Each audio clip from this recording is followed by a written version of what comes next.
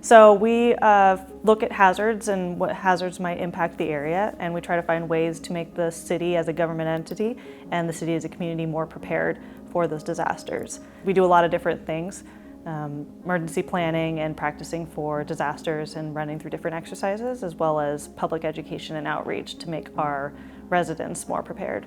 So there's a lot of collaborative work. We work with a bunch of different community partners. We talk a lot with our city departments and with different agencies and other jurisdictions to do some emergency planning together, because disasters don't follow boundaries, so we're going to be all working together. And so it's important that we know what each other is doing and have some of those conversations ahead of time.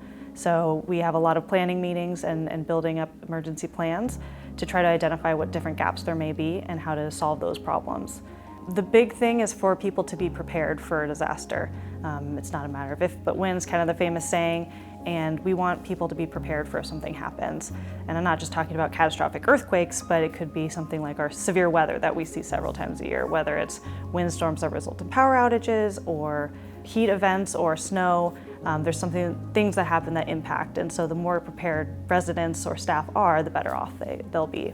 I've always been fascinated by hazards and things like earthquakes and volcanoes and tsunamis, so getting into the side of planning for those and preparing for them was a natural fit for me.